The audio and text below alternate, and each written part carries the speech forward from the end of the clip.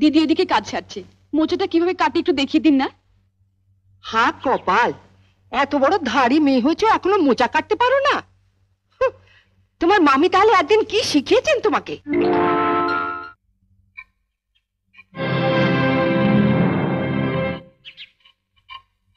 আজকে তো আমাদের বাড়িতে পুঁটি মাছ আসেনি।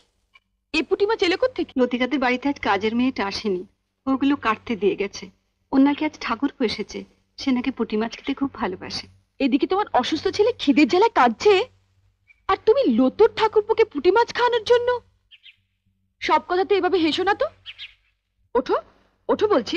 তুই তো লতুকে চিনিস, এসে যদি দেখে মাছ কাটা হয়নি। সে আমি বুঝবো, তুমি হাত ধুয়ে ছেলের কাছে যাও। না ছোট, আমি কেটেই যাব। তোমার অসুস্থ ছেলে দিব্যি বর্দি, এর পরেও যদি তুমি একটা মাছও বটিতে ছোঁয়াও, তাহলে তুমি জানবে তোমার ছেলের গলায় বটি বসালে। এ তুই কি দিবি দিলি ছোট?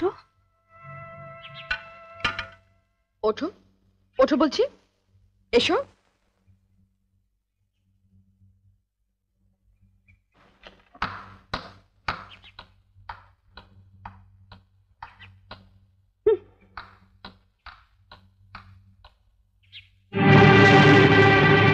বড় বৌদি, বড় বৌদি, ও বড় বৌদি।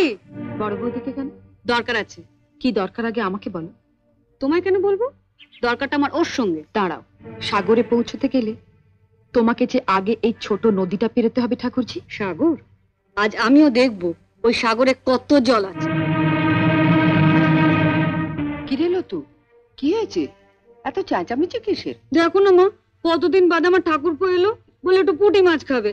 আমি সে কখন পুঁটি মাছগুলো কাটতে দিয়ে গেছি, আর তোমার বড় বউয়ের এত সাহস, ওগুলো না কেটে ঘরে খিল দিয়ে বসে আছে।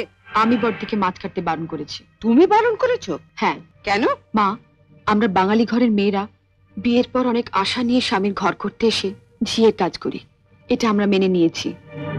কিন্তু তাই বলে পাড়া প্রতিবেশীর বাড়িতে ঝি না এলে তাদের বাড়ির ঝিয়ের কাজও আমাদের করতে হবে, এটা আমি কিছুতেই মেনে নিতে পারবো না।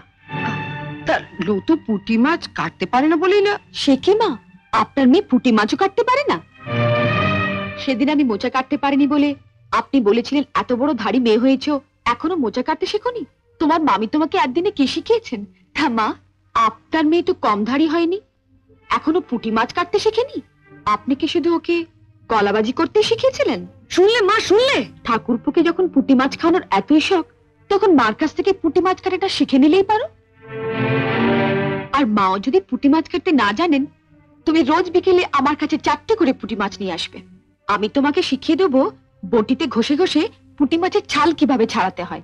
কেমন?